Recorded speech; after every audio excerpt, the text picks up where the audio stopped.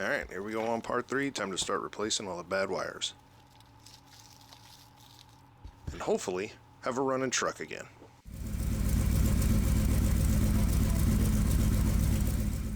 Alright, first set of wires I'm redoing is the ones going to the starter. And the wire going to the solenoid will be upgraded to 10 gauge, while the main lead I went with 6 gauge.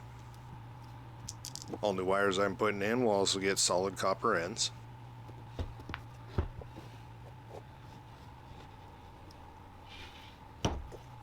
This pair of wires run right next to the headers, so they're getting sleeved in a fiberglass loom. Had some red heat shrink on the ends to tie it all in. Once I was done with these ones, I wasn't happy with the 6 gauge, so I upgraded it to a 4. I also needed them just a little bit longer than I made them. Alright, happy with this second set. Time to get them installed. I first connected them down at the starter.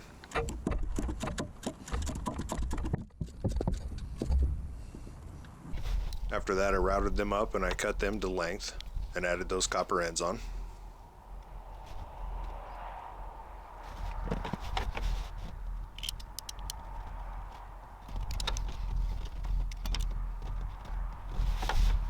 Now here you can see I'm adding a little bit of dielectric grease around the exposed wire between the copper end and the cable itself. Then all that is covered in heat shrink. The same process on the main wire, and that should hopefully prevent any corrosion.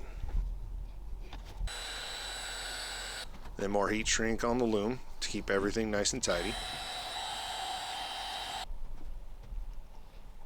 I'm putting the original plastic cover back on this wire.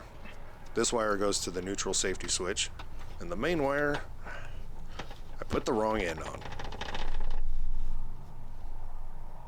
Luckily there's enough slack, so I was able to chop it off and add the correct end.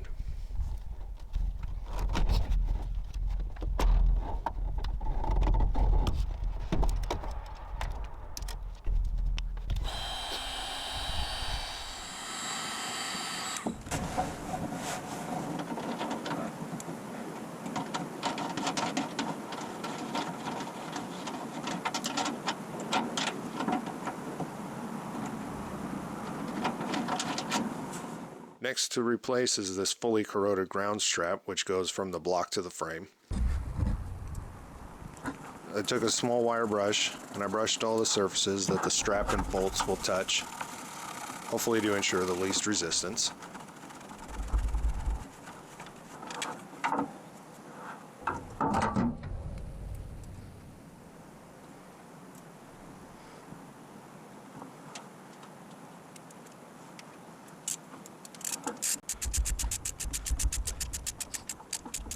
Since the ground strap to the frame will also be attached to the battery negative, it's time to go ahead and make those battery leads, starting with the negative.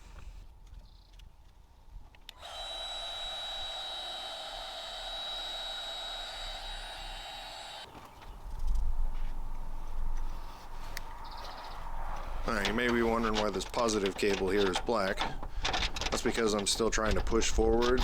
I do have some new 2 gauge wire on its way.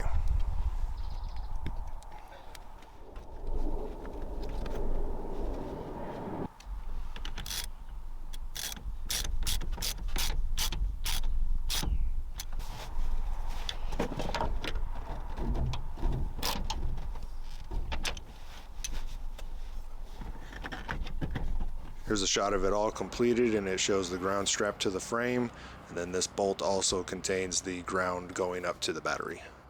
I also added in a small ground strap here, going to the body here. So here I'm running that new charge cable directly from the alternator to the battery. And that's because the alternator on these early years, it involves going into the firewall, up to the gauge, and back out the firewall to the battery. This typically results in these wires melting at the firewall connection, or, in like my case, releasing that factory smoke behind the dash.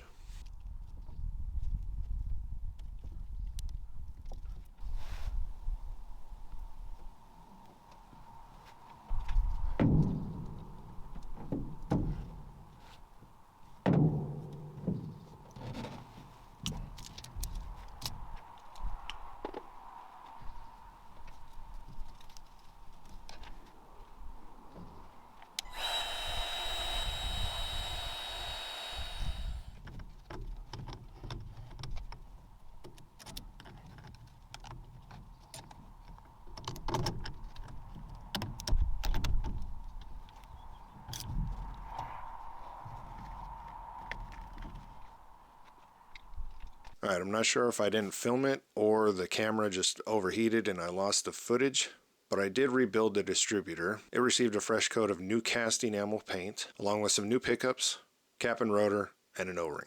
Went ahead and installed that, matched it up to just a little bit before top dead center, then went and added in all the new spark plugs. To ensure I didn't do something stupid after plugging in all the spark plug wires, figured now's a good time to add in that oil. I'm finally getting to install those nice red MSD wires that have been sitting on the garage bench for far too long.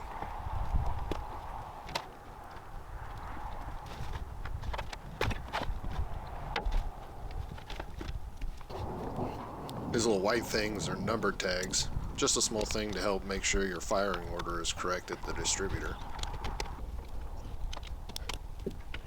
I mean, come on now, how great does this look? And in case you need a little bit of a refresher, this is what we started with.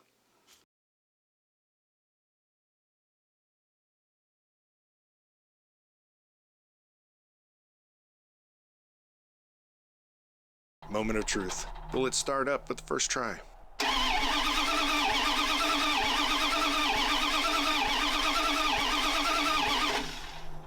Well, that was disheartening.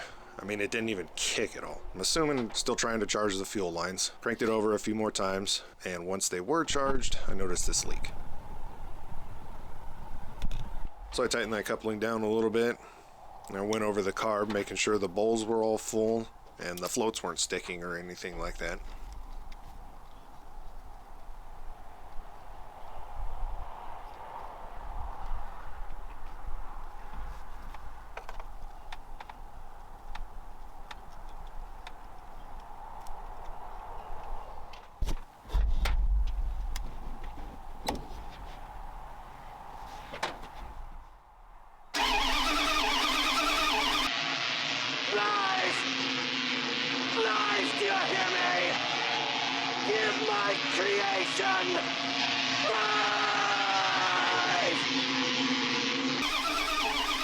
Unfortunately, still wasn't giving any signs of life.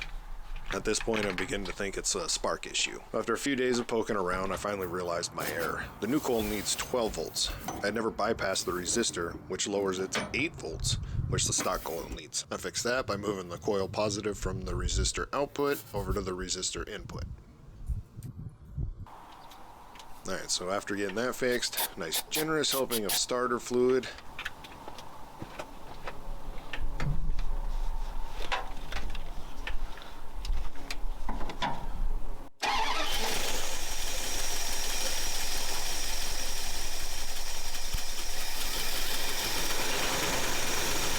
Sadly, no matter how I adjusted the jets, timing, vacuum, everything I can think of, it would just not run any better than this. And if I tried popping it down into gear, it just started backfiring. And like I mentioned in that previous video, all this work recoating the headers was just in vain. High temp paint might...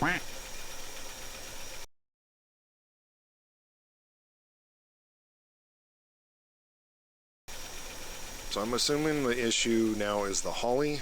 I have spark, there's fuel at the Holly, obviously I have compression. So I went ahead and ordered a rebuild kit for the Edelbrock.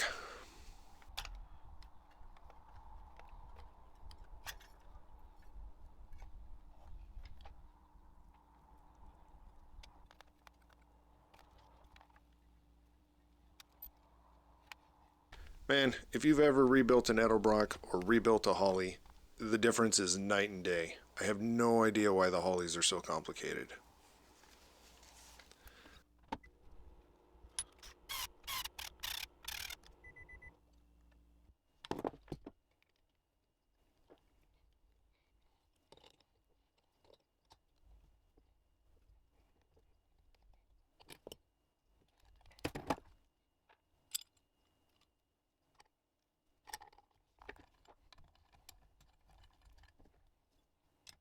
Edelbrock also got a nice fuel rail to attach that pressure gauge to. That gauge was beyond handy when trying to troubleshoot.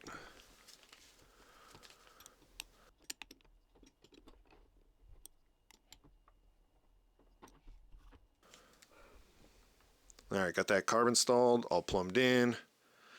At some point I installed the brake master and bled it. Not sure if I didn't film it or the footage was lost to overheating GoPros. And these things suck at overheating. I really got to get a new solution. But now, it runs great. And that new MagnaFlow exhaust has a nice tone to it.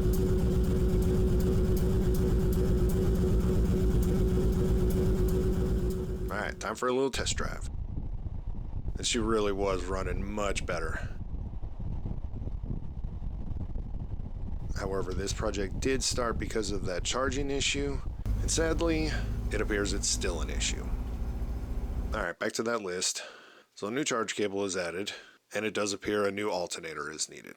So I'll order that up along with that new Optima battery. The battery wires are mostly replaced. I do need to redo that positive one, but they are all functional currently. And for the ignition, got those new wires in, and that distributor is rebuilt. And like I said, brake master is installed at some point. All the vacuum lines are in. I do need to clean them up a little bit, but they're functional right now.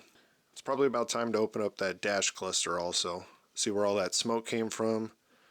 Also on the column, I'm going to be replacing the blinker switch and the switch behind the ignition key. We can drop those completed items now. I want to add 2 items I was reminded about during that test drive. Those being the reverse switch, since I have no reverse lights, and the excessive play in the steering. Alright, next episode will probably be focusing on that alternator install and everything involved with the dash cluster.